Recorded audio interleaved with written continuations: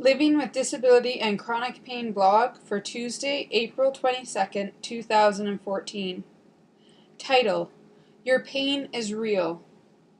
I recently attended a talk given by Ron Coleman from the Hearing Voices Network, an organization that is run by users in a self-help capacity for people who experience auditory hallucinations. This group teaches that people should explore, engage, and in some cases negotiate with the voices they hear, as opposed to only utilizing the medical route, which is to deny the voices or to label them as delusions, and to go the drug-based route, which can add damaging side effects to a person's life. While I listened to Coleman talk about his own experience as a person with schizophrenia who went from living in an institution to getting involved with hearing voices and now being a husband, father, and speaker who travels the world, several things really resonated with my experience as a person with disability and chronic pain. This is the second of two blogs that will explore comments made by Ron Coleman and how they really resonated with me, and, I believe, will resonate with many others who live with chronic pain and disability. Ron Coleman lived in an institution for years. Then one day, one of his support workers suggested he attend a meeting for the Hearing Voices Network. He was resistant at first, but following some negotiations he agreed to attend. When he arrived at the meeting, a man came up to him and asked, "Do you hear voices?" Coleman answered yes, and what the man said next forever changed the direction of Ron's life. He said, "The voices are real." This statement lifted a weight off Ron. This acknowledgement the voices he experienced were real and not delusions to be ignored, denied, or medicated into oblivion was life-changing. The impact of that simple statement really resonated with me. I ran a chronic pain support group for 6 years, and there was not one person who attended our meetings who hadn't been told by someone in their life that their pain was not real, that it was imagined, made up, or exaggerated. Then they attended one of our meetings, and they were believed, and you could see a weight being lifted by the acknowledgement of the reality of their experience. It can be very lonely having chronic pain. Only you truly know what your body is feeling. You can do your best to explain that pain to loved ones and medical professionals, but they don't feel it. It isn't as real to them as it is to you. This is especially the case when there is no accompanying visual sign of something being wrong.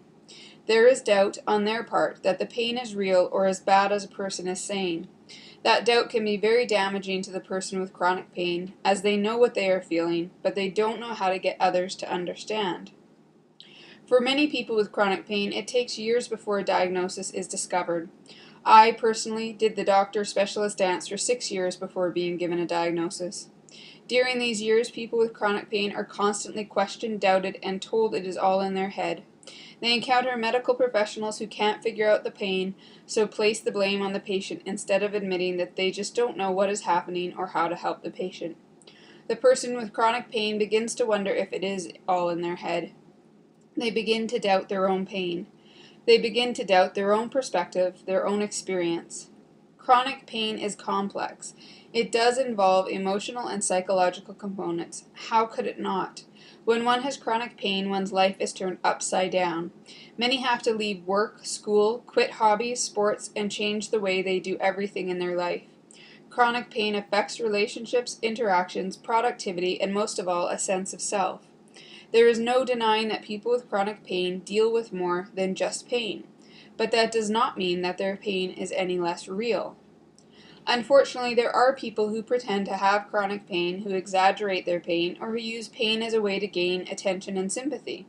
But, like so many things in life, that group is a tiny fraction, like 5% of the overall group. It does not represent everyone with chronic pain, and yet so often it is the stick by which others with chronic pain are measured. It can become quite difficult to remain steadfast in one's own perception of their pain when faced with this kind of constant doubt and cynicism. So when someone with chronic pain who is used to doubt, negativity, and people thinking it is all imagined, is asked, "Do you have chronic pain?" and they answer yes, and they are told, "Your pain is real," they, like Ron Coleman, feel a weight being lifted. They are relieved that they are believed. They can be overwhelmed with emotion because their pain is so very real to them, but often denied by others. This acknowledgement can give a person with chronic pain the strength to continue forward, fighting for a diagnosis and/or treatment, secure in knowing they are believed by someone. Hearing from another that their pain is real also demonstrates that they are not alone. Like those who hear voices, people with chronic pain can easily become isolated, feeling as if they are the only person who is experiencing this. But that is not true. Just as those who hear voices are not alone, neither are those who have chronic pain. And just as those who hear voices should not deny the voices, those with chronic pain should not deny their pain. They should also not let others dictate what one feels. If you have chronic pain, it is real to you, and therefore your pain is real.